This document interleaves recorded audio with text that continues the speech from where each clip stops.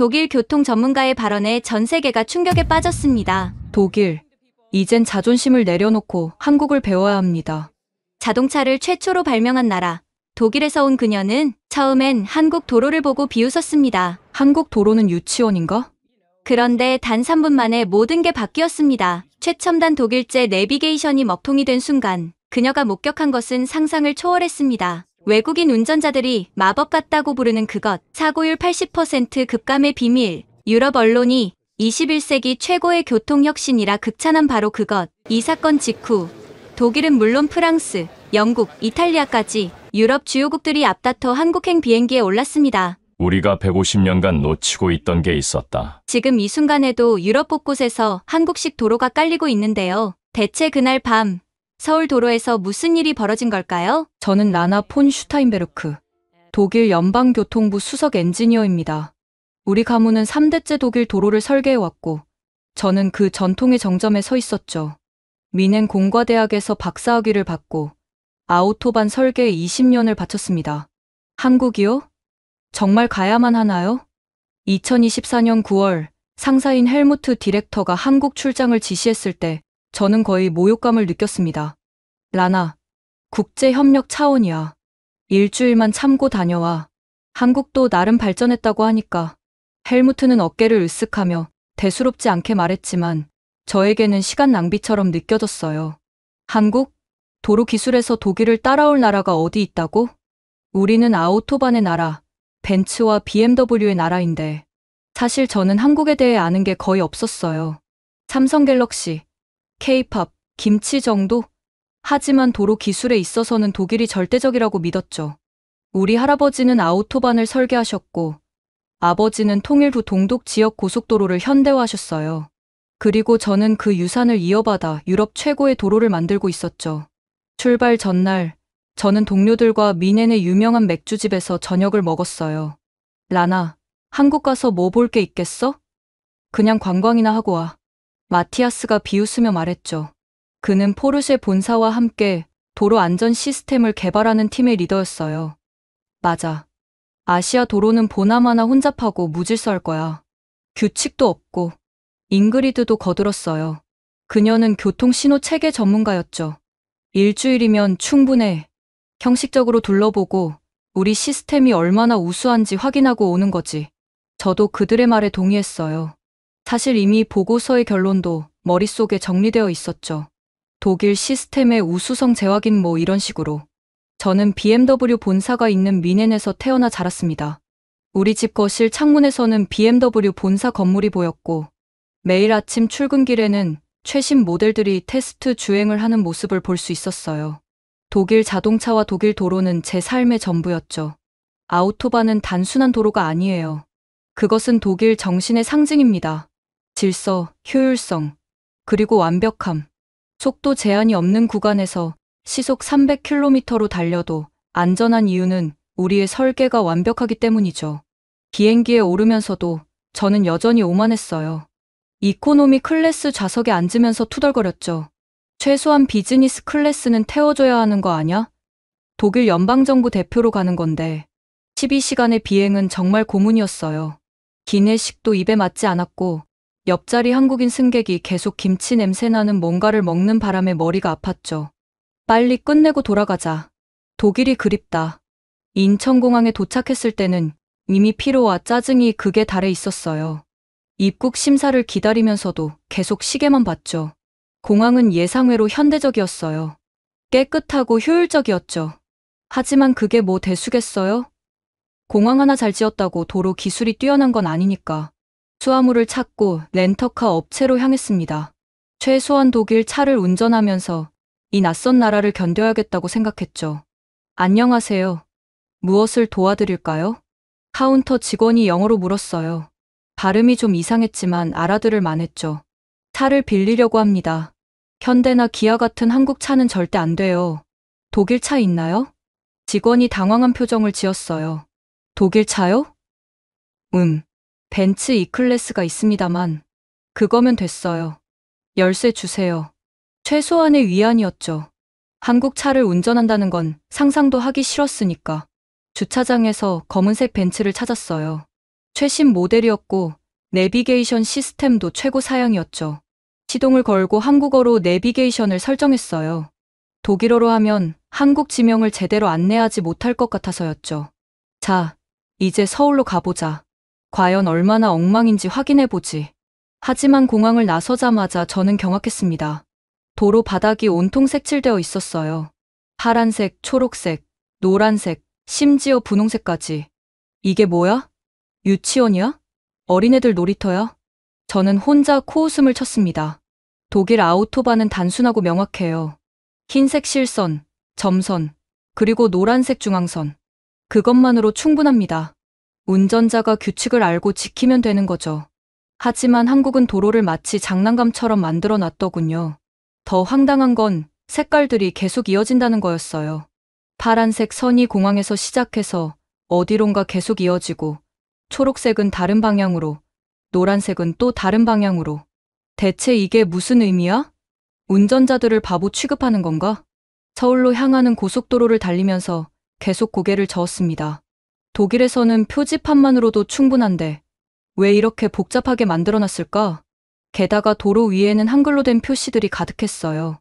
전혀 읽을 수 없는 문자들이 도로를 더욱 복잡하게 만들고 있었죠.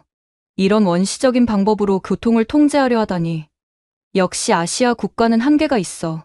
1시간쯤 운전하니 서울 시내가 보이기 시작했어요. 고층 빌딩들이 즐비했지만 제 눈에는 그저 무계획적으로 올라간 콘크리트 덩어리들로만 보였죠. 호텔은 강남이라는 지역에 있었어요. 체크인을 하면서도 계속 불평했죠. 와이파이는 되겠죠?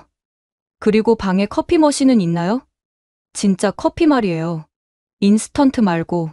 직원은 계속 미소 지으며 응대했지만 저는 짜증이 났어요. 모든 게 낯설고 불편했으니까. 방에 들어가자마자 노트북을 열었어요. 베를린 본부에 첫 보고를 해야 했죠. 한국 도착. 첫인상 도로 시스템은 예상대로 비효율적이고 유치함. 색깔로 도로를 구분하는 원시적 방법 사용 중. 운전자의 지능을 무시하는 접근법으로 보임. 자세한 분석은 추후 보고 예정. 이메일을 보내고 나서 창밖을 내다봤어요. 서울의 야경은 화려했지만 제 눈에는 그저 무질서한 불빛들의 향연으로만 보였죠. 일주일만 버티자. 그리고 다시는 오지 말자. 침대에 누우면서도 계속 독일이 그리웠어요. 깔끔한 아우토반, 질서정연한 프랑크푸르트 공항, 그리고 미넨의 맥주. 내일은 제대로 조사해서 이 시스템의 문제점을 낱낱이 파헤쳐야지. 독일의 우수성을 다시 한번 증명하는 보고서를 쓸 거야. 그때만 해도 저는 제가 얼마나 오만하고 무지했는지 전혀 몰랐습니다. 내일 목격하게 될 충격적인 장면도, 며칠 후 제 목숨을 구하게 될 색깔선도, 그리고 제 인생을 완전히 바꿔놓을 깨달음도 전혀 예상하지 못했죠. 독일 최고의 도로 전문가라는 자부심에 가득 차서 저는 그렇게 첫날 밤을 보냈습니다. 다음날 아침 일찍 일어났어요. 시차 적응이 안 되어 새벽 5시에 눈이 떠졌죠. 커튼을 열어보니 서울은 벌써 움직이기 시작하고 있었어요. 부지런한 건 인정해야겠군. 호텔 뷔페에서 아침을 먹었는데 김치가 아침 메뉴에 있는 걸 보고 또 한 번 놀랐어요. 아침부터 저런 매운 걸 먹다니. 역시 이해할 수 없는 나라야. 커피만 마시고 나와서 어제 빌린 벤치에 올랐어요. 오늘의 목표는 서울 시내 주요 교차로와 고속도로 분기점을 조사하는 것이었죠. 첫 목적지는 영동대교 남단이었어요. 한국 측에서 준 자료에 따르면 서울에서 가장 복잡한 분기점 중 하나라고 했죠. 내비게이션을 따라 도착해보니 정말 아찔한 구조였어요. 5개 방향으로 갈라지는 분기점에 6차선이 갑자기 3차선으로 줄어들었다가 다시 늘어나는 구조. 게다가 강을 건너는 다리와 지하차도가 동시에 연결되어 있었죠. 이건 완전히 설계 실패작이야. 독일이었다면 절대 허가하지 않을 구조다. 저는 차를 안전한 곳에 세우고 카메라를 꺼냈어요. 이런 엉망인 설계를 기록해서 보고서에 넣을 생각이었죠. 마침 출근 시간이 다가오고 있었어요. 7시 30분쯤 되자 차들이 몰려오기 시작했죠. 자, 이제 재앙이 시작되겠군. 카메라 준비 완료. 독일의 교통 이론에 따르면 이런 복잡한 구조에서는 반드시 병목 현상이 일어나고 운전자들이 당황해서 급작스러운 차선 변경을 시도하다가 사고가 나기 마련이에요. 특히 이렇게 많은 차량이 한꺼번에 몰릴 때는 더욱 그렇죠. 5분이 지났어요. 이상하게도 아무 일이 일어나지 않았어요. 10분이 지났어요. 여전히 평온했죠. 15분이 지나면서 저는 믿을 수 없는 광경을 목격하기 시작했어요. 수백 대의 차들이 마치 물 흐르듯 각자의 방향으로 흩어져 나가고 있었어요. 그런데 그게 무작위가 아니었어요. 인천공항 방향으로 가는 차들은 모두 파란색 선을 따라가고 있었고, 강남 방향은 초록색, 성남 방향은 노란색을 따라가고 있었죠. 이게 어떻게 가능한 거지? 더 놀라운 건 차들이 미리미리 준비한다는 거였어요. 분기점 한참 전부터 자신이 가야 할 색깔 선으로 차선을 변경하기 시작했죠. 마지막 순간에 급하게 끼어드는 차는 거의 없었어요. 특히 인상적이었던 건 대형 화물차들이었어요. 독일에서는 분기점에서 가장 위험한 존재들이죠. 느리고 둔해서 갑작스러운 차선 변경이 어렵거든요.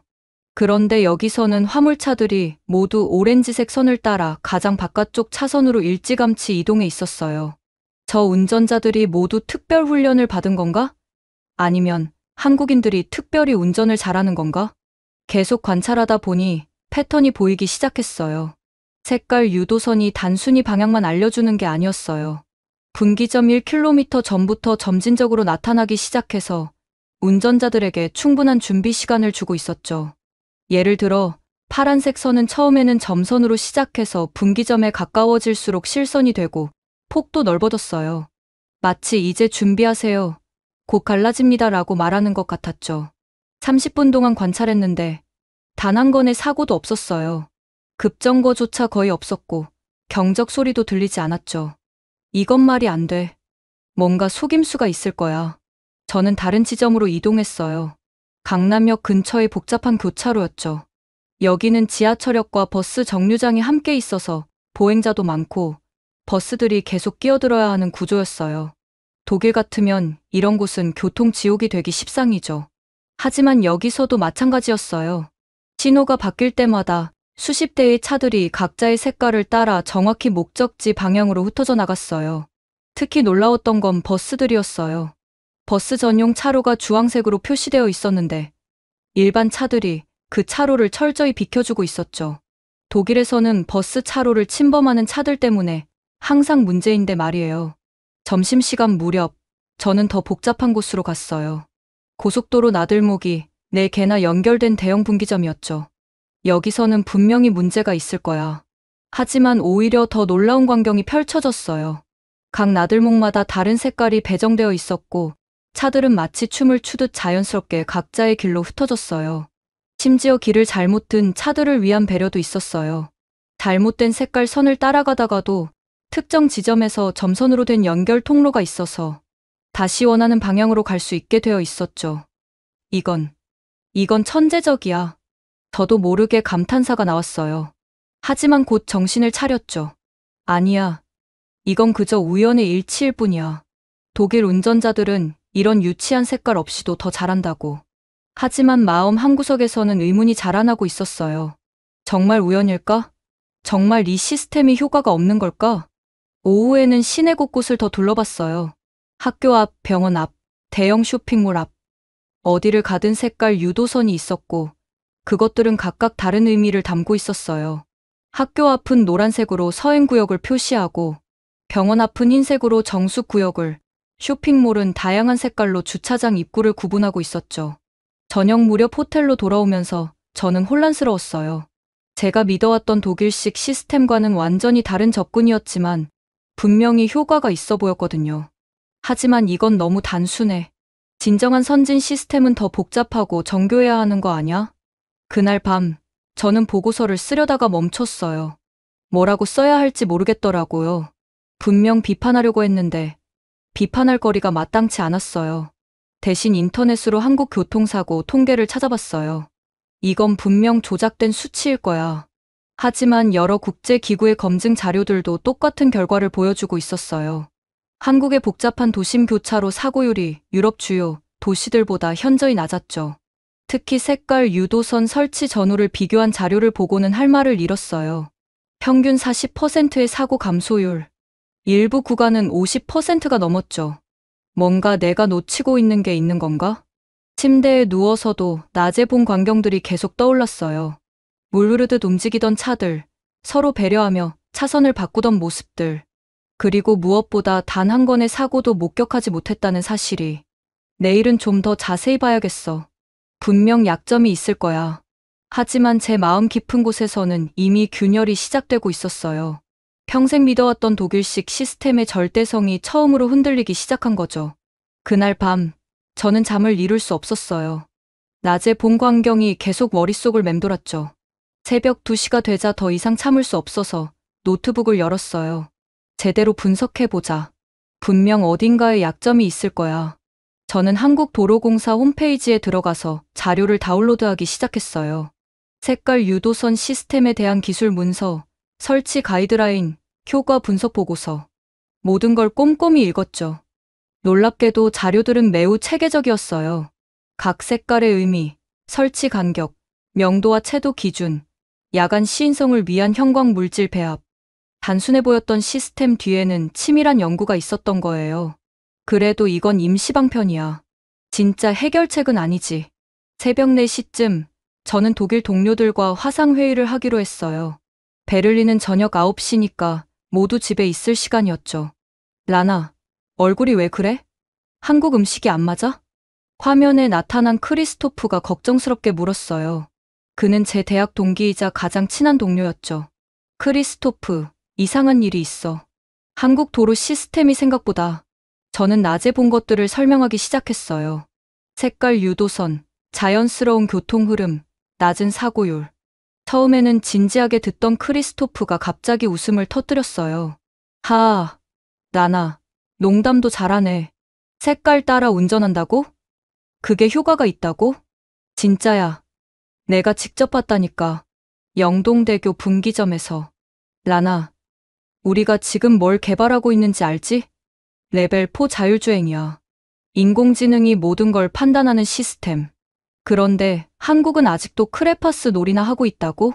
화면에 다른 동료들도 나타났어요. 마티아스, 잉그리드, 그리고 우리 팀의 막내 토비아스까지. 아시아인들의 장난감이지 뭐. 마티아스가 코웃음을 쳤어요. 라나, 혹시 그들이 당신을 세뇌시킨 거 아냐? 김치를 너무 많이 먹으면 그럴 수 있대. 모두가 웃었어요. 저도 약간 안심이 됐죠. 맞아. 우리는 최첨단 기술을 개발하는데 한국은 여전히 원시적인 방법에 의존하고 있는 거야. 하지만 통화를 끊고 나서도 의문은 사라지지 않았어요. 저는 다시 데이터 분석에 몰두했죠. 한국도로공사의 사고 통계를 독일 자료와 비교해봤어요. 충격적이었죠. 서울의 주요 교차로 사고율이 베를린보다 낮았어요. 그것도 교통량은 서울이 2배 이상 많은데도 말이죠. 통계 조작일 거야. 분명히. 하지만 아무리 봐도 조작의 흔적은 없었어요. 여러 기관에서 교차 검증한 자료들이 모두 일치했으니까요. 심지어 독일 보험회사의 한국 지사 자료도 확인해봤는데 역시 같은 결과였죠. 아침 해가 뜰 무렵 저는 더 혼란스러워졌어요. 독일식 접근법이 최고라고 믿었는데 단순한 색깔 선이 더 효과적일 수 있다는 건 받아들이기 어려웠어요. 아침을 먹으러 호텔 레스토랑에 내려갔을 때 흥미로운 대화를 엿들었어요. 독일인 관광객 가족이 한 테이블에 앉아 있었죠. 어제 운전하는데 정말 편했어. 색깔만 따라가니까 길 찾기가 너무 쉽더라. 아버지로 보이는 남자가 말했어요. 맞아요. 미넨에서는 표지판 보느라 사고 날 뻔한 적이 한두 번이 아닌데. 어머니도 맞장구를 쳤죠. 특히 아이들도 이해하기 쉬워서 좋았어요. 아빠, 파란색 따라가면 공항이야 하면서 내비게이터 역할을 하더라고요. 작은 여자아이가 자랑스럽게 웃었어요. 저는 커피를 마시면서 그들의 대화를 계속 들었어요. 독일인들조차 한국 시스템을 더 편하게 느끼고 있었던 거예요. 이건 인정하기 싫지만 그날 오후 저는 결심했어요. 직접 운전해서 체험해보기로. 관찰만으로는 한계가 있으니까요. 벤츠에 시동을 걸고 도로로 나섰어요. 목적지 없이 그냥 색깔 선들을 따라가 보기로 했죠. 처음에는 어색했어요. 표지판을 보는 대신 바닥의 색깔을 보고 운전한다는 게 익숙하지 않았으니까요. 하지만 10분도 지나지 않아 적응이 됐어요. 파란색을 따라가니 공항 방향이었고 다시 초록색으로 바꿔 타니 강남으로 돌아왔어요. 노란색은 성남 방향이었고 주황색은 시내 순환도로였죠. 가장 인상적이었던 건 스트레스가 없다는 거였어요. 독일에서는 특히 처음 가는 곳에서는 표지판을 놓칠까봐 항상 긴장하는데 여기서는 그냥 색깔만 따라가면 됐으니까요. 이거 정말 편하네. 저도 모르게 인정하고 있었어요. 하지만 여전히 자존심이 허락하지 않았죠. 그래도 이건 임시방편이야. 진정한 해결책은 아니지. 저녁이 되어 호텔로 돌아왔을 때 프런트에서 메시지가 왔어요. 내일 한국 교통 관계자들과의 만찬이 잡혔다는 내용이었죠. 좋아. 그들에게 직접 물어보자. 왜 이런 원시적인 방법을 고집하는지. 하지만 내일 밤 제가 겪게 될 일은 상상도 못했어요. 벤츠가 저를 배신하고 제 목숨을 구하게 될 것이 바로 그 원시적인 색깔 선이라는 것을.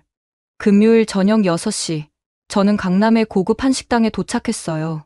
한국 국토교통부와 도로공사 관계자들이 마련한 만찬이었죠. 라나 박사님, 만나서 반갑습니다. 젊은 여성이 영어로 인사했어요. 저는 국토부의 김서영 과장입니다. 오늘 통역을 맡았어요. 김 과장은 예상외로 유창한 영어를 구사했어요. 옥스퍼드에서 도시계획학 석사를 했다고 하더군요. 만찬 자리에는 여러 관계자들이 있었지만 모두 격식 없이 편안한 분위기였어요. 한국 음식도 생각보다 맛있었죠. 특히 불고기라는 요리가 인상적이었어요. 식사를 하면서 자연스럽게 교통 시스템 이야기가 나왔어요. 독일의 아우토바는 정말 대단하죠. 저희도 많이 배우고 있습니다. 도로공사의 박진수 부장이 말했어요. 저는 이때다 싶어서 평소 생각을 말했죠. 솔직히 말씀드리면 색깔로 도로를 구분하는 건 임시방편에 불과해요. 진짜 해결책은 운전자 교육과 첨단 기술이죠. 독일은 지금 완전 자율주행을 개발하고 있어요. 순간 분위기가 조금 어색해졌어요. 하지만 김 과장이 부드럽게 대답했죠. 맞아요. 독일의 기술력은 정말 놀라워요. 하지만 저희는 조금 다른 접근을 하고 있어요. 모든 사람이 쉽게 이해할 수 있는 시스템을 만들려고 하거든요. 하지만 그건 운전자를 바보 취급하는 거 아닌가요? 제가 조금 날카롭게 물었어요. 박 부장이 미소를 지으며 대답했죠. 오히려 반대예요. 운전자를 믿기 때문에 단순한 도구만 제공하는 거죠. 복잡한 시스템은 오히려 운전자를 믿지 못해서 만드는 게 아닐까요? 그 말에 저는 할 말을 잃었어요. 생각해보지 못한 관점이었거든요. 만찬은 밤 9시쯤 끝났어요. 금요일 밤이라 강남 거리는 젊은이들로 북적였죠. 일행들과 작별 인사를 나누고 주차장으로 향했어요. 이번 출장 동안 계속 벤츠를 몰았는데 밤 운전은 처음이었죠. 게다가 금요일 밤이라 교통량도 많았어요. 한국의 밤 도로가 얼마나 혼잡한지 직접 확인해볼 좋은 기회군. 시동을 걸고 내비게이션에 호텔 주소를 입력했어요. 예상 도착 시간은 30분. 평소보다 교통량이 많아서 조금 더 걸릴 것 같았죠. 처음 10분은 순조로웠어요. 벤츠의 부드러운 승차감, 정확한 내비게이션, 그리고 강력한 엔진. 역시 독일 차는 다르다고 생각했죠. 하지만 한남대교에 접어들면서 상황이 바뀌었어요. 갑자기 하늘에서 폭우가 쏟아지기 시작한 거예요. 젠장, 일기예보에도 없던 비가. 빗줄기가 너무 굵어서 와이퍼를 최고 속도로 작동시켜도 앞이 제대로 보이지 않았어요. 게다가 늦여름 특유의 국지성 호우라 정말 순식간에 쏟아졌죠. 그때 내비게이션에 문제가 생겼습니다. GPS 신호를 찾을 수 없습니다. 라고 내비게이션이 계속 반복했어요. 폭우로 인한 신호 장애였죠. 고층 빌딩이 많은 강남 지역이라 신호가 더 불안정했던 것 같아요. 더 큰 문제는 그 다음이었어요. GPS가 끊기자 내비게이션이 마지막으로 저장된 경로를 기준으로 엉뚱한 안내를 시작했어요. 300m 앞에서 우회전하세요. 하지만 거기는 우회전 차로가 없었어요. 이미 한남대교를 절반쯤 건넌 상태였는데 내비게이션은 제가 아직 다리 진입 전이라고 착각하고 있었던 거죠. 저는 패닉에 빠지기 시작했어요. 비는 점점 거세지고 내비게이션은 계속 잘못된 안내를 하고 주변 차들은 쌩쌩 지나가고 이제 어떻게 하지? 여기가 어디야? 한남대교 북단 진출로는 정말 복잡했어요. 여러 방향으로 갈라지는 데다가 비 때문에 차선도 제대로 보이지 않았죠. 이대로 가다가는 큰일 나겠어. 공포가 밀려왔어요. 벤츠의 최첨단 시스템도 이 상황에서는 아무 쓸모가 없었죠. 벤츠가 날 배신하다니. 독일 최고의 기술이 한국의 폭우 앞에서는 무력했어요. 바로 그때였어요. 희미하게 빨간색 선이 보이기 시작했어요. 비에 젖은 도로 위에서도 선명하게 빛나는 빨간색 유도선이었죠. 뭐야? 저 빨간 선은? 그때 옆 차선에서 누군가 창문을 내리고 수신호를 보냈어요. 비를 맞으면서도 필사적으로 가리키더군요. 빨간 선 따라가세요 라고 외쳤어요. 선택의 여지가 없었어요. 저는 본능적으로 빨간색 선을 따라가기 시작했죠. 신기하게도 빨간 선은 복잡한 진출입로 사이를 안전하게 안내했어요. 너무 가파른 커브나 위험한 합류 지점을 피해서 가장 안전한 경로로 인도하고 있었죠. 이게 정말 단순한 색깔 선이 맞나? 5분쯤 지났을까요? 빨간 선은 저를 한남대교, 북단을 완전히 벗어난 안전한 직진 도로로 인도했어요. 저는 떨리는 손으로 차를 갓길에 세웠어요. 심장이 미친 듯이 뛰고 있었죠. 살았다. 살았어. 잠시 진정하고 나서 생각해봤어요. 방금 무슨 일이 일어난 거지? 최고급 벤츠, 최첨단 내비게이션, 독일의 자랑스러운 기술. 그 모든 것이 실패한 순간, 저를 구한 건 한국의 원시적인 색깔 선이었어요. 빨간색은 긴급 탈출 유도선이었구나. 나중에 알게 된 사실이지만 한국은 위험 상황에서 운전자들이 안전하게 빠져나갈 수 있도록 빨간색 유도선을 설치해놨다고 해요. GPS가 먹통이 되거나 길을 잃었을 때를 대비한 아날로그 방식의 백업 시스템이었던 거죠. 호텔로 돌아오는 길, 저는 계속 생각했어요. 우리가 너무 기술에만 의존했던 건 아닐까? 정작 중요한 순간에는 가장 단순한 해결책이 생명을 구하는데, 호텔 방에 들어와서 저는 한참을 멍하니 앉아 있었어요. 평생 믿어왔던 것들이 한순간에 무너진 기분이었죠. 그날 밤, 저는 벤츠 본사에 보낼 리포트를 쓰려다가 멈췄어요. 문제는 벤츠가 아니야. 문제는 우리가 생각하지 못한 무언가야. 대신 저는 일기장을 꺼냈어요. 그리고 솔직하게 적었죠. 오늘 밤, 독일의 자존심이 무너졌다. 하지만 동시에 새로운 깨달음을 얻었다. 진정한 기술은 복잡함이 아니라 단순함에 있을지도 모른다. 내일은 한국 시스템을 제대로 이해해봐야겠다. 이번에는 편견 없이 열린 마음으로. 창밖을 보니 비가 그쳤어요. 도로 위의 색깔 선들이 가로등 불빛에 반짝이고 있었죠. 처음으로 그것들이 아름답게 보였어요. 토요일 아침, 저는 평소와 달리 일찍 일어났어요. 어젯밤 경험이 머릿속에서 떠나지 않았거든요. 한국 도로 시스템을 제대로 이해해야겠어. 아침을 간단히 먹고 나서 저는 무작정 한국도로공사를 찾아갔어요. 원래 일정에는 없었지만 직접 물어보지 않고는 견딜 수 없었죠. 도로공사 건물은 예상외로 소박했어요. 독일 연방교통부의 웅장함과는 달랐죠. 실례합니다. 저는 독일에서 온 라나 폰 슈타인베르크입니다. 혹시 담당자를 만날 수 있을까요? 안내 데스크 직원이 당황한 표정을 지었어요. 주말에 갑자기 찾아온 외국인이니까요. 잠시만요. 직원이 어딘가에 전화를 걸었어요. 한참 통화를 하더니 미소를 지었죠. 30분만 기다려주세요. 송태원 부장님이 오신다고 합니다. 30분 후 중년의 남성이 나타났어요. 편안한 차림에 온화한 인상이었죠. 안녕하세요, 라나 박사님. 저는 송태원입니다. 독일에서 오셨다고 들었습니다. 그가 제 이름을 알고 있는 게 놀라웠어요. 어떻게 제 이름을? 어제 김서영 과장님한테 들었습니다. 그리고 어젯밤 한남대교에서 있었던 일도요. 저는 얼굴이 빨개졌어요. 아, 그거를. 무사하셔서 다행입니다. 커피 한잔 하시면서 이야기하시죠. 송 부장의 사무실은 더욱 소박했어요. 화려한 장식 대신 벽에는 아이들이 그린 듯한 도로 그림들이 가득했죠. 저 그림들은 매년 어린이 교통안전 그림 대회를 해요. 수상작들을 걸어놨죠. 송 부장이 커피를 건네며 말했어요. 어제 빨간 선 덕분에 무사하셨죠? 네. 정말 감사합니다. 그런데 어떻게 그런 시스템을 만들 생각을 하셨나요? 저는 처음으로 겸손하게 물었어요. 송 부장은 잠시 생각하더니 천천히 말했어요.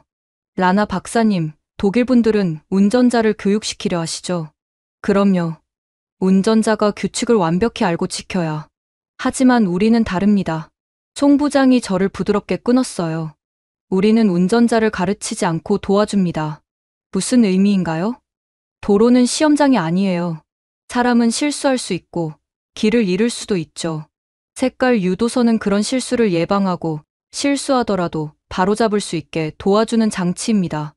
그의 말에 저는 충격을 받았어요. 하지만 그건 운전자의 실력을 떨어뜨리는 거 아닌가요? 오히려 반대예요. 스트레스 받지 않고 편안하게 운전할 수 있으니 더 안전하죠. 라나 박사님, 어제 비 오는 밤에 벤츠 내비게이션이 작동했다면 어땠을까요? 그야 당연히 말하다가 멈췄어요. 내비게이션이 작동했어도 복잡한 안내를 폭우 속에서 이해하기는 어려웠을 거예요. 색깔은 본능적이에요. 빨간색을 보면 위험이나 긴급을 떠올리죠. 파란색은 안정, 초록색은 안전. 이건 교육이 필요 없는 인간의 본능이에요. 하지만 이건 너무 단순하지 않나요? 라나 박사님, 송 부장이 진지하게 말했어요. 가장 좋은 해결책은 가장 단순한 해결책입니다. 삼성 스마트폰이든 아이폰이든 80세 할머니든 8살 아이든 한국인이든 독일인이든 누구나 색깔은 구분할 수 있으니까요. 저는 할 말을 잃었어요. 그가 계속 말했죠. 독일 아우토반은 정말 훌륭합니다. 저도 유학 시절 많이 달려봤어요. 하지만 그건 독일인을 위한 도로 아닌가요? 독일어를 읽을 수 있고 독일 교통 규칙을 아는 사람들을 위한. 그 말이 가슴에 박혔어요. 정말 그랬으니까요. 한국에는 다양한 나라에서 온 사람들이 있어요. 동남아시아 노동자들, 중국 관광객들, 미군들, 그리고 라나 박사님 같은 유럽 방문객들도요. 그들 모두를 위한 도로가 필요했습니다. 그래서 색깔을, 네. 언어가 달라도, 문화가 달라도 색깔은 같으니까요. 저는 창밖을 바라봤어요. 토요일 오전인데도 도로에는 차들이 꽤 다니고 있었죠. 모두가 색깔 선을 따라 자연스럽게 움직이고 있었어요. 송 부장님, 혹시 통계 자료를 좀 더 자세히 볼 수 있을까요? 물론이죠. 송 부장은 서류처를 꺼냈어요. 색깔 유도선 설치 전후의 상세한 비교 자료였죠. 이 구간을 보세요. 인천공항 고속도로 합류 지점인데 예전에는 외국인 렌터카 사고가 월 평균 12건이었어요. 지금은 2건. 네. 83% 감소했죠. 그것도 교통량은 오히려 늘었는데 말이에요. 숫자들이 모든 걸 말해주고 있었어요. 그런데 왜 유럽에서는 이런 시도를 하지 않았을까요? 제가 조심스럽게 물었어요. 송 부장은 미소를 지으며 대답했죠. 아마도 자부심 때문 아닐까요? 자부심이요? 이미 최고라고 믿으면 변화를 시도하지 않으니까요. 저희는 인정했어요. 우리 시스템이 부족하다는 걸? 그래서 새로운 시도를 할 수 있었죠. 그 말이 정확히 저를, 그리고 독일을 가리키고 있었어요. 우리는 1시간 넘게 이야기를 나눴어요. 송 부장은 한국 시스템의 세세한 부분까지 설명해줬죠. 단순해 보이는 색깔 뒤에 숨은 과학적 연구, 인간공학적 설계, 그리고 무엇보다 사용자 중심의 철학을. 대화를 마치고 일어서면서 저는 말했어요. 송 부장님, 제가 정말 오만했어요. 사과드립니다. 아닙니다. 저희도 많이 배웠어요. 독일의 체계적인 접근법은 정말 본받을 점이 많거든요. 하지만 이제 알았어요. 기술만이 답이 아니라는 걸요. 송 부장이 따뜻하게 웃었어요. 기술과 사람의 마음이 만나는 지점. 그게 진짜 혁신 아닐까요? 도로공사를 나오면서 저는 완전히 다른 사람이 된 기분이었어요. 무너진 자존심 대신 새로운 깨달음이 자리 잡았죠. 이제 뭘 해야 할지 알겠어. 송 부장과의 대화를 이어가던 중 저는 벽에 걸린 아이들 그림을 다시 봤어요. 특히 한 그림이 눈에 띄었죠. 무지개색으로 그려진 도로 위에 웃는 얼굴의 자동차들이 달리고 있었어요. 저 그림이 특별해 보이네요. 제가 가리키자 송 부장의 표정이 잠시 어두워졌다가 다시 밝아졌어요. 아, 그건 특별한 사연이 있는 그림입니다. 사실 색깔 유도선의 시작이 된 그림이에요. 정말요? 듣고 싶어요. 송 부장은 자리에 다시 앉으며 이야기를 시작했어요. 2018년이었어요. 저는 당시 신입 직원이었죠. 어느 날 한 아이가 도로공사를 찾아왔습니다. 7살 남자아이였어요. 이름은 준서였죠. 송 부장이 서랍에서 오래된 서류처를 꺼냈어요. 아이는 비서라는 직원에게 이 그림을 전달하고 갔어요. 그리고 이런 편지가 함께 있었죠. 낡은 편지를 조심스럽게 펼쳤어요. 삐뚤빼뚤한 글씨로 쓰여 있었죠. 아저씨들께. 우리 엄마 아빠가 하늘나라에 갔어요. 자동차들이 많이 부딪혀서요. 저는 이제 할머니랑 살아요. 엄마 아빠 같은 일이 없으면 좋겠어요. 안전한 길은 무지개 길이에요. 빨간색은 위험, 파란색은 안전. 무지개를 따라가면 엄마 아빠처럼 되지 않아요. 준서 올림. 저는 가슴이 먹먹해졌어요. 그 아이는 한 달 전 부모님을 교통사고로 잃었어요. 복잡한 교차로에서 일어난 오중추돌 사고였죠. 신호 대기 중이던 부모님 차가 뒤에서 밀려온 차들에 끼어서 송 부장도 목소리가 떨렸어요. 아이는 어린이집에 있어서 혼자 살아남았고요. 할머니가 키우게 됐죠. 오 마이 갓. 처음엔 그저 아이를 위로하고 돌려보냈어요. 하지만 그 그림이 계속 머릿속에 남았어요. 무지개를 따라가면 안전하다는 말이 계속 맴돌았죠. 송 부장이 다른 자료를 보여줬어요. 그래서 팀원들과 이야기했어요. 처음엔 다들 황당해했죠. 아이 그림을 따라 도로를 설계한다고? 하지만 생각할수록 일리가 있었어요. 어떤 점이요? 아이들은 본능적이에요. 복잡한 이론 없이 직관적으로 판단하죠. 빨간색은 위험, 파란색은 안전. 이건 교육받지 않아도 아는 거예요. 저는 고개를 끄덕였어요. 그래서 작은 교차로 하나에서 시험해봤어요. 사고가 자주 나던 동네 사거리였죠. 아이 그림처럼 직진은 파란색, 좌회전은 초록색, 우회전은 노란색으로 표시했어요. 결과는요? 놀라웠어요. 첫 달에 사고가 절반으로 줄었고 3개월 후에는 60%나 감소했어요. 특히 어르신들과 초보 운전자들이 훨씬 편하다고 했죠. 송 부장이 사진을 보여줬어요. 작은 사거리에 알록달록한 색깔 선이 그어진 모습이었죠. 상부에서는 처음에 반대가 심했어요. 너무 유치하다, 국제적 망신이다, 선진국이 이런 걸 한다고 비웃을 거다. 독일에서도 그렇게 생각했을 거예요. 제가 솔직하게 말했어요. 하지만 우리는 계속했어요. 왜냐하면 송 부장이 또 다른 사진을 꺼냈어요. 한 할머니가 색깔 선을 보며 웃고 있는 모습이었죠. 이 할머니가 말씀하셨어요. 70년 만에 처음으로 무서워하지 않고 운전했다고요. 색깔만 따라가면 되니까 표지판을 읽느라 조급해하지 않아도 된다고. 와. 그리고 가장 놀라운 건 외국인들의 반응이었어요. 베트남 노동자, 중국 관광객, 필리핀 간병인. 한글을 몰라도 색깔은 알거든요. 저는 깊이 감동받았어요. 단순한 아이디어가 아니라 철학이 담긴 혁신이었던 거예요. 그 아이는 지금, 준서는 지금 대학생이 됐어요. 교통공학을 전공하고 있죠.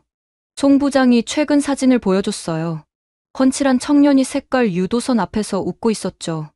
매년 부모님 기일에 여기 와요. 자기 그림이 수많은 생명을 구했다는 걸 아니까요. 그때마다 말해요. 엄마 아빠가 하늘에서 기뻐하실 거예요라고. 저는 눈물이 날 것 같았어요.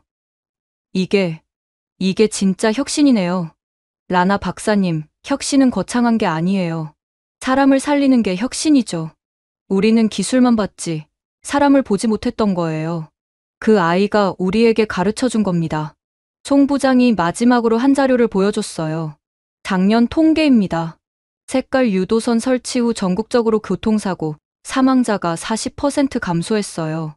매년 1,500명의 생명을 구하고 있는 거죠. 1,500명. 준서의 부모님은 돌아올 수 없지만 다른 1,500명의 부모님은 매년 무사히 집에 돌아가고 있어요. 이게 그 아이가 만든 기적입니다. 저는 더 이상 말을 잇지 못했어요. 목이 메어왔죠. 저는 정말 오만했어요.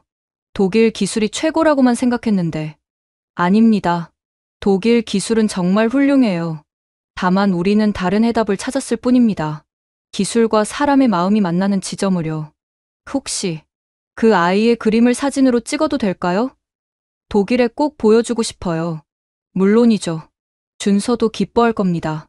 자기 그림이 독일까지 간다니. 사진을 찍으면서 저는 결심했어요. 독일로 돌아가면 반드시 이 이야기를 전하겠다고. 그리고 우리도 변해야 한다고. 진정한 혁신은 복잡한 기술이 아니라 사람을 생각하는 마음에서 시작된다는 것을. 7살 아이가 세상에 가르쳐준 교훈을 독일도 배워야 한다고. 한국에서의 마지막 이틀, 저는 미친 듯이 자료를 수집했어요. 단순히 색깔 유도선의 효과만이 아니라 한국과 독일의 교통 시스템을 근본적으로 비교 분석하기 시작했죠. 일요일 아침부터 호텔 방은 온통 서류와 노트북 화면으로 가득 찼어요. 독일 연방통계청 자료와 한국 데이터를 나란히 놓고 비교하기 시작했죠. 이상하다. 뭔가 이상해. 처음 발견한 이상한 점은 사고 패턴이었어요. 독일 아우토반의 전체 사고율은 분명 낮았지만 특정 그룹에서는 비정상적으로 높았죠. 외국인 운전자. 충격적인 진실이 드러났어요. 독일에서 외국인 운전자의 사고율이 내국인보다 5배나 높았던 거예요. 특히 동유럽과 아시아 출신 운전자들의 사고율은 심각한 수준이었죠. 이건 우리가 의도적으로 숨긴 통계야. 더 파고들수록 암울한 현실이 드러났어요. 폴란드 트럭 운전사들, 체코 관광객들, 터키 이민자들. 그들은 복잡한 독일어 표지판과 까다로운 규칙 때문에 사고를 내고 있었죠. 노트북으로 독일 뉴스를 검색했어요. 2023년 7월, 미넨 근교 아우토반. 이탈리아 관광버스 대형 사고. 사망 13명, 부상 41명. 기사를 자세히 읽어보니 끔찍했어요. 이탈리아인 버스 기사가 독일어로만 쓰인 공사 구간 표지판을 이해하지 못하고 역주행했던 거예요. 2022년 12월, 프랑크푸르트 분기점. 루마니아 화물차 연쇄 추돌. 사망 6명. 또 다른 사고. 복잡한 분기점에서 표지판을 읽느라 급정거한 화물차 때문에 일어난 사고였죠. 우리가 자랑하던 완벽한 시스템은 독일인만을 위한 것이었구나. 한국 자료와 비교하니 차이가 더욱 명확했어요. 한국은 외국인 운전자 사고율이 내국인과 거의 차이가 없었죠. 색깔은 국적을 가리지 않으니까요. 저는 유튜브에서 관련 영상을 찾기 시작했어요. 독일 아우토반 외국인 운전을 검색하니 수많은 영상이 나왔죠. 오 마이 갓, 이 표지판이 뭐라고 쓰여 있는 거야? 라고 영어로 말하는 영상이 있었어요. 독일어를 모르면 운전하지 말라는 건가? 라고 프랑스어로 불평하는 영상도 있었죠. GPS도 독일어로 설정되어 있어서 하나도 못 알아듣겠어. 라고 스페인어로 외치는 관광객도 있었어요. 반면 한국 도로 외국인 운전 영상들은 완전히 달랐어요. 와, 색깔만 따라가니까 너무 쉬워요. 라고 영어로 감탄하는 영상이 있었어요. 처음 왔는데도 공항에서 서울까지 문제없이 왔어요. 파란색만 따라가면 되더라고요. 라고 일본어로 설명하는 영상도 있었죠. 독일보다 한국이 운전하기 훨씬 쉬워요. 진짜로 라고 독일어로 말하는 독일인 관광객의 영상도 있었어요. 마지막 댓글이 특히 마음에 박혔어요. 독일인이 쓴 댓글이었거든요. 더 충격적인 자료를 발견했어요. EU 교통위원회의 내부 보고서였죠. 독일 아우토반의 외국인 운전자 차별성 개선 권고. 이미 3년 전에 문제 제기가 됐던 거예요. 하지만 독일은 무시했죠. 운전자가 독일어를 배우면 된다는 오만한 태도로 일관했던 거예요. 월요일 새벽, 저는 마지막 분석을 완성했어요. 제목은 이랬죠. 완벽한 시스템의 그림자, 독일 아우토반은 정말 모두를 위한 도로인가? 결론은 충격적이었어요. 독일의 낮은 사고율은 사실상 독일인만의 통계였던 거예요. 외국인과 이민자들의 높은 사고율은 의도적으로 분리 집계되어 있었죠. 진짜 선진국은 자국민만 안전한 나라가 아니라 그 나라를 찾는 모든 사람이 안전한 나라다. 송 부장의 말이 계속 맴돌았어요. 저는 깨달았어요. 우리가 만든 시스템은 배타적이었던 거예요. 독일어를 할 줄 알고 독일 문화를 이해하고 독일식 사고방식을 가진 사람들만을 위한 시스템. 반면 한국은 포용적이었죠. 언어를 몰라도 문화가 달라도 처음 온 사람도 안전하게 운전할 수 있는 시스템. 이게 진짜 차이구나.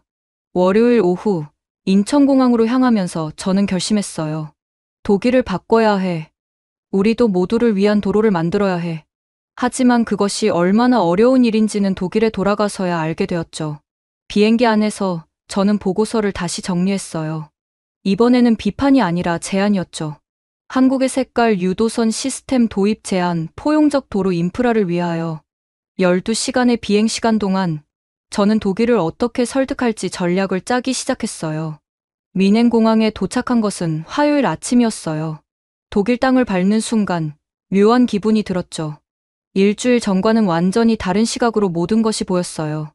공항에서 시내로 가는 길, 아우토반의 표지판들이 새삼 다르게 보였어요. 온통 독일어로만 가득한 외국인에게는 불친절한 안내들. 정말 우리가 이렇게 폐쇄적이었구나. 수요일 아침 드디어 연방교통부 정기회의가 열렸어요. 저는 한국 출장 보고를 하기로 되어 있었죠. 회의실에는 고위 간부들이 모두 모여 있었어요. 하인츠 부장, 프리드리 차관, 그리고 각 부서장들까지. 자, 라나. 한국은 어땠나? 우리가 예상한 대로였겠지? 하인츠 부장이 여유롭게 물었어요. 모두가 형식적인 보고를 기대하고 있었죠. 저는 심호흡을 하고 프레젠테이션을 시작했어요. 한국 출장 보고를 시작하겠습니다. 처음 5분은 무난했어요. 한국의 교통 현황, 도로 인프라 등 일반적인 내용이었죠. 하지만 6번째 슬라이드부터 분위기가 바뀌었어요. 한국의 색깔 유도선 시스템은 매우 효과적이었습니다. 특히 외국인 운전자 사고율이. 잠깐. 하인츠 부장이 손을 들었어요. 라나, 지금 뭐라고 했나? 색깔 유도선이 효과적이라고? 네. 데이터를 보시면. 말도 안 돼. 프리드리 차관이 끼어들었어요. 우리가 자네를 보낸 건 독일 시스템의 우수성을 확인하라는 거였어. 그런데 지금 아시아의 유치한 방식을 칭찬하고 있는 건가? 유치한 게 아닙니다. 실제 효과가. 라나. 하인츠 부장이 버럭 소리쳤어요. 정신이 나갔나? 150년 전통의 독일 도로 시스템을 버리고 아시아의 장난감을 따라하자고? 장난감이 아닙니다. 실제로 생명을 구하고 있어요. 저도 목소리를 높였어요. 이 자료를 보세요. 외국인 운전자 사고율이 80%나 감소했습니다. 조작된 통계겠지. 누군가 비웃었어요. 독일과 한국은 비교 대상이 아니야. 우리는 벤츠, BMW, 아우디의 나라야. 세계 최고의 자동차 기술을 가진 우리가 왜 후진국을 따라야 하나? 회의실은 점점 험악해졌어요. 저는 준비한 자료를 계속 보여줬지만 아무도 제대로 보려 하지 않았죠. 그리고 이걸 보세요. 저는 결정적인 슬라이드를 띄웠어요. 독일의 외국인 운전자 사고율 통계였죠. 우리나라에서 외국인 사고율이 내국인의 5배입니다. 이게 자랑스러운 일입니까? 순간 회의실이 조용해졌어요. 이건 그동안 쉬쉬하던 비밀이었으니까요. 그건 그들이 독일 규칙을 모르기 때문이야. 하인츠 부장이 변명했어요. 바로 그거예요. 우리 시스템은 독일인만을 위한 거예요. 한국은 모든 사람을 위한 시스템을 만들었고요. 말도 안 되는 소리. 나나, 자네 한국에 세뇌당한 게 틀림없어. 프리드리 차관이 일어섰어요. 우리는 세계 최고야. 독일 아우토반은 전 세계가 부러워하는 시스템이라고.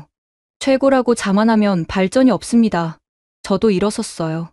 겸손하게 배울 건 배워야 합니다. 그게 진짜 선진국 아닙니까? 감히 3대째 아우토반을 만들어 온 슈타인베르크 가문에서 이런 배신자가 나오다니. 하인츠 부장의 말에 저는 충격을 받았어요. 배신자라니. 전통을 모독하는 자는 용서할 수 없다. 누군가 외쳤고 회의실은 완전히 아수라장이 되었어요. 나가. 당장 나가. 결국 저는 서류를 챙겨 들고 회의실을 나왔어요. 복도에서 크리스토프를 만났어요. 대학 시절부터 가장 친했던 동료였죠. 라나. 크리스토프는 차갑게 말했어요. 너 정말 실망이야. 네가 그런 사람인 줄 몰랐어. 크리스토프, 내 말 좀 들어봐. 한국 시스템은 정말. 그만해.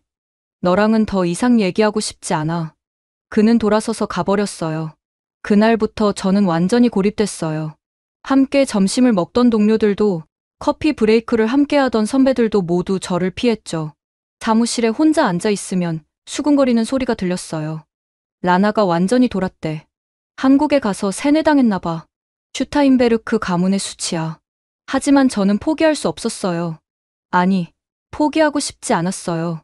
그 7살 준서의 그림이, 송 부장의 진심이, 그리고 빨간 선이 저를 구해준 그날 밤이 계속 떠올랐으니까요. 혼자서라도 해보자. 진실은 언젠가 밝혀질 거야. 저는 비밀 프로젝트를 시작하기로 결심했어요. 독일을 바꾸기 위한 긴 싸움의 시작이었죠. 고립된 상황에서도 저는 포기하지 않았어요. 오히려 더 열심히 일했죠. 퇴근 후와 주말을 모두 바쳐서 비밀 프로젝트를 진행했어요. 독일인들도 부정할 수 없는 증거를 만들어야 해. 마침 10월이 다가오고 있었어요.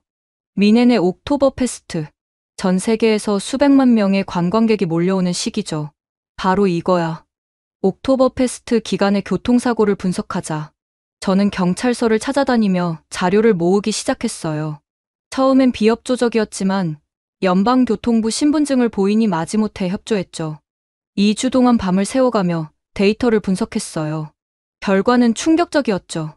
옥토버 페스트 기간 동안 외국인 렌터카 사고가 평소보다 300% 증가했어요.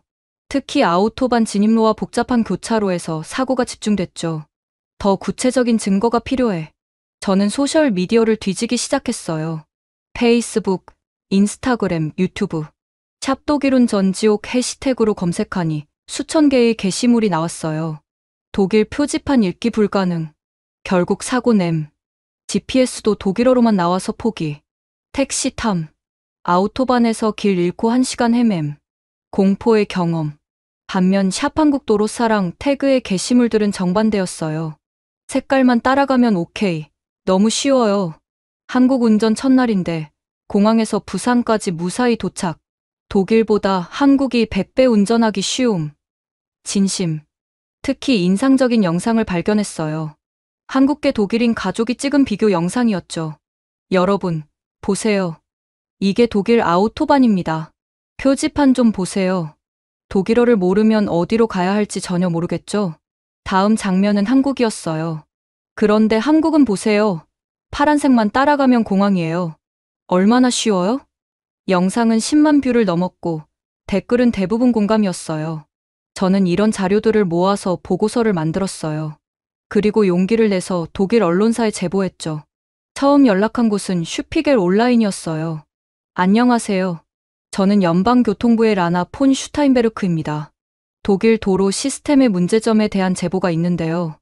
기자는 처음엔 시큰둥했어요. 하지만 자료를 보내자 태도가 바뀌었죠. 이거 진짜예요? 외국인 사고율이 이렇게 높다고요? 일주일 후 슈피겔 온라인 메인에 기사가 실렸어요. 독일 도로의 불편한 진실, 외국인에게는 지옥인 아우토반. 기사는 폭발적인 반응을 일으켰어요.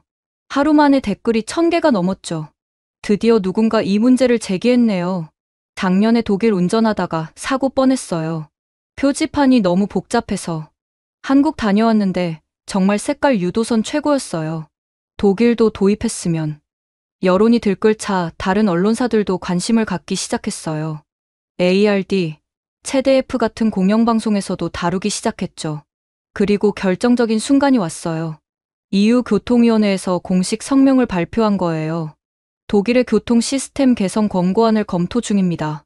라나 폰 슈타인베르크 박사의 제안을 긍정적으로 보고 있습니다. 이제 연방교통부도 무시할 수 없게 됐어요. 월요일 아침 하인츠 부장이 직접 제 사무실로 찾아왔어요. 라나. 그는 어색해 보였어요. 언론에 제보한 게 자네였군. 네.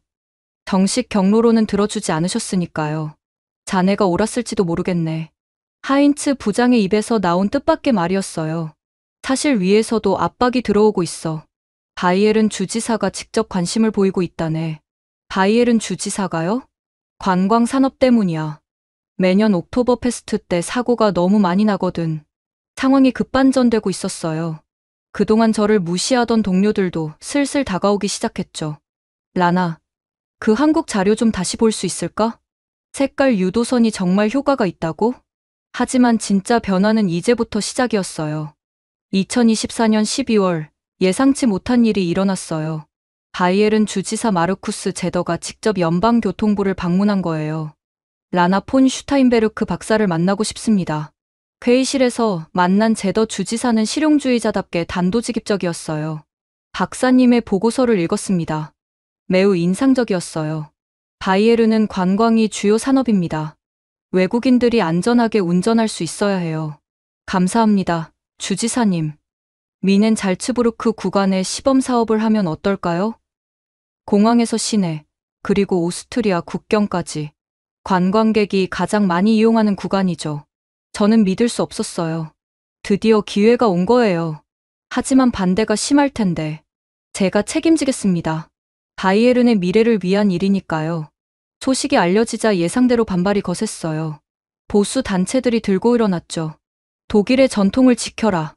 아우토반에 크레파스 칠하지 마라. 슈타인베르크는 매국노다. 시위대는 매일 연방교통부 앞에 모였어요. 심지어 제 집 주소를 알아내서 협박 편지를 보내기도 했죠. 하지만 저는 굴복하지 않았어요. 한국에서 배운 게 있었으니까요. 작게 시작해서 증명하는 것. 2025년 2월, 드디어 공사가 시작됐어요. 민행공항에서 시내로 가는 구간에 첫 색깔 유도선을 그었죠. 이게 뭐야? 장난감 도로야? 독일의 수치다. 공사 현장에서는 매일 시위대와 마주쳐야 했어요. 하지만 작업자들은 묵묵히 일했죠. 3월 첫째 주, 드디어 완성됐어요. 공항에서 시내는 파란색, 잘츠부르크는 초록색, 시내 순환은 노란색, 그리고 위험 구간과 공사 구간은 빨간색. 처음 며칠은 혼란스러웠어요. 독일 운전자들이 적응하지 못했거든요. 바닥만 보고 운전하라고? 이딴 게 필요한 사람은 운전하지 말아야 해. 하지만 일주일이 지나자 변화가 나타났어요. 이거 은근히 편한데? 색깔 따라가니까 표지판 안 봐도 되네. 특히 외국인 관광객들의 반응이 폭발적이었어요. 오 마이 갓. 드디어 독일이 관광객을 배려하기 시작했어. 라고 영어로 감탄하는 사람들이 많았어요. 미넨공항에서 호텔까지 길 안 잃고 왔어요. 기적이라고 프랑스어로 외치는 관광객도 있었죠. 독일 운전 10년 만에 처음으로 편안했어요. 라고 이탈리아어로 말하는 사람도 있었어요. 결정적인 건 통계였어요. 3개월 후 발표된 자료에 따르면 해당 구간의 사고가 35% 감소했어요. 특히 외국인 운전자 사고는 58%나 줄었죠. 더 놀라운 건 경제 효과였어요. 공항 렌터카 업체들의 매출이 20% 증가했어요. 그동안 운전이 무서워서 택시만 타던 관광객들이 렌터카를 이용하기 시작한 거죠. 라나, 자네가 옳았어. 어느 날 하인츠 부장이 찾아와 말했어요. 내가 너무 고집스러웠어. 미안하네. 아닙니다. 저도 처음엔 그랬으니까요. 이제 다른 주에서도 관심을 보이기 시작했어요. 함부르크, 프랑크푸르트, 베를린. 우리도 도입하고 싶은데 자문 좀 해줄 수 있나? 저는 이제 매국노가 아니라 혁신가가 되어 있었어요. 하지만 가장 뿌듯한 순간은 따로 있었죠. 2025년 5월, 저는 다시 서울을 방문했어요. 이번에는 완전히 다른 자격으로였죠. 국제교통안전 컨퍼런스의 기조연설자로 초청받은 거예요. 인천공항에 도착했을 때 9개월 전과는 모든 게 달라 보였어요. 색깔 유도선이 이제는 혁신의 상징으로 보였죠. 라나 박사님, 공항 출구에서 익숙한 얼굴이 반겨줬어요. 송태원 부장이었죠. 어서 오세요. 잘 지내셨어요? 송 부장님, 정말 반가워요. 우리는 따뜻하게 악수했어요. 독일의 변화 소식을 듣고 정말 기뻤어요. 라나 박사님 덕분이죠. 아니에요. 송 부장님이 가르쳐 주신 덕분이에요. 서울로 가는 길, 우리는 많은 이야기를 나눴어요. 그 준서라는 아이 기억하세요? 색깔 도로 그림 그렸던. 물론이죠. 어떻게 지내나요? 이번 컨퍼런스에 올 거예요. 박사님을 꼭 만나고 싶다고 하더라고요. 가슴이 뭉클해졌어요.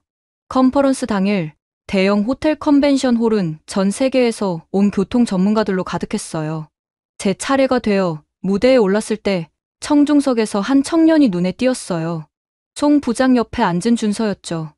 저는 심호흡을 하고 발표를 시작했어요. 9개월 전, 저는 오만한 바보였습니다.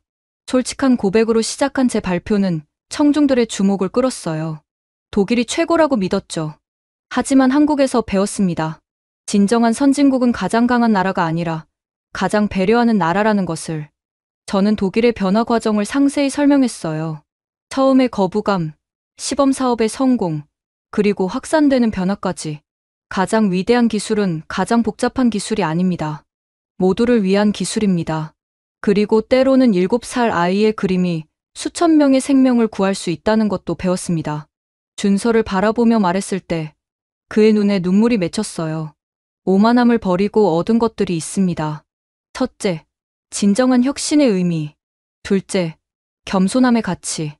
셋째, 전 세계 사람들의 생명을 구할 기회. 발표가 끝나자 우레와 같은 박수가 쏟아졌어요. 행사가 끝난 후 준서가 다가왔어요. 라나 박사님, 정말 감사합니다. 제 그림이 독일까지 갔다니. 부모님도 하늘에서 기뻐하실 거예요. 아니에요. 제가 감사하죠. 당신이 세상을 바꾼 거예요. 그날 저녁, 송 부장과 저는 한강이 보이는 레스토랑에서 저녁을 먹었어요. 이제 한국과 독일이 함께 새로운 프로젝트를 하면 어떨까요? 송 부장이 제안했어요. 인공지능과 색깔 유도선을 결합한 스마트 도로 시스템이요.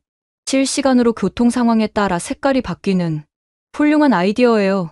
기술과 단순함의 조화, 바로 우리가 추구해야 할 방향이죠. 우리는 미래를 이야기하며 시간 가는 줄 몰랐어요. 마지막 날, 저는 한남대교를 다시 찾았어요. 9개월 전 그 폭우의 밤이 모든 것의 시작이었죠. 맑은 봄 하늘 아래 색깔 유도선들이 선명하게 빛나고 있었어요. 빨간색 긴급 유도선을 보니 그날의 공포와 감사함이 동시에 떠올랐죠. 핸드폰이 울렸어요. 독일에서 온 메시지였어요. 라나, 함부르크도 색깔 유도선 전면 도입 결정. 이제 전 독일이 변하고 있어. 저는 미소 지었어요. 돌아오는 비행기 안에서 일기장을 꺼냈어요. 그리고 적었죠. 9개월 전, 저는 색깔 유도선을 보고 비웃었다. 유치하다고, 원시적이라고. 하지만 그 단순한 색깔이 제 목숨을 구했고, 제 인생을 바꿨고, 이제는 유럽을 바꿀 준비를 하고 있다. 오만함을 버리고 얻은 것들, 진정한 친구 송태원 생명을 구하는 기쁨 겸손함의 지혜 모두를 위한 세상을 만드는 보람. 한국이 제게 준 가장 큰 선물은 색깔 유도선이 아니었다. 그것은 열린 마음이었다. 이제 저는 안다. 가장 위대한 나라는 가장 강한 나라가 아니라 가장 배려하는 나라라는 것을. 그리고 가장 위대한 기술은 가장 복잡한 기술이 아니라 모든 사람을 위한 기술이라는 것을. 크레파스를 든 아이의 순수한 발상이 이제 전 세계로 퍼져나갈 준비를 하고 있다. 이것이 진짜 혁명이다.